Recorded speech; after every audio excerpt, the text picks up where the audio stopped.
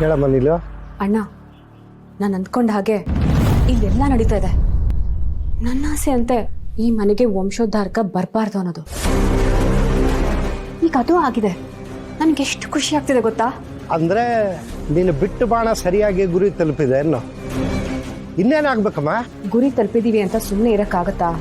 ಜೀವನ ಅಂದರೆ ಓಡ್ತಾನೆ ಇರಬೇಕು. ಒಂದು ಕ್ಷಣ ಸುಮ್ಮನೆ ಕೂತ್ರು ಆಮೆ ಮೊಲದ ಕತೆ ಗೊತ್ತಲ್ವಾ, ಹಾಗಾಗುತ್ತೆ.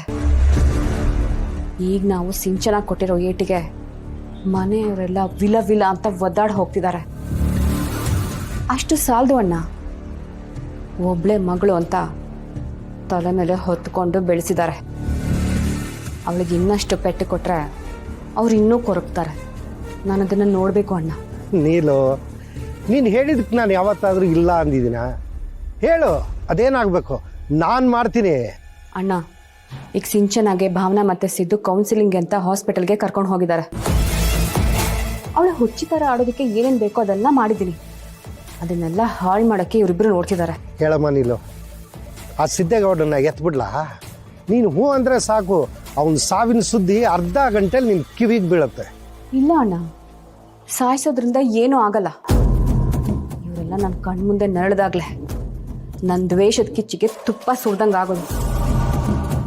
ಈಗ ಸಿಂಚನಾಗೆ ಡಾಕ್ಟರ್ ಹತ್ರ ಕರ್ಕೊಂಡು ಹೋಗಿದ್ದಾರೆ. ಆಮೇಲೆ ಅವಳು ಗುಣ ಆಗೋಗ್ತಾಳೆ. ಇಲ್ಲ ಅಣ್ಣ, ಅದಾಗಬಾರ್ದು.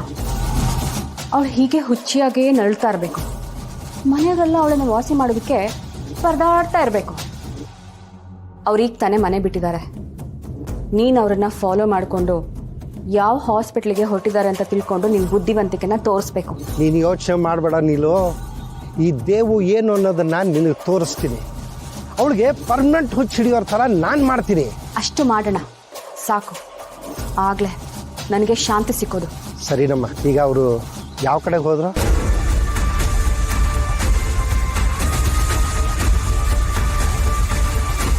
ಸರಿನಮ್ಮ, ನಾನು ಈಗಲೇ ಹೋಗ್ತೀನಿ. ಸರಿ ಅಣ್ಣ.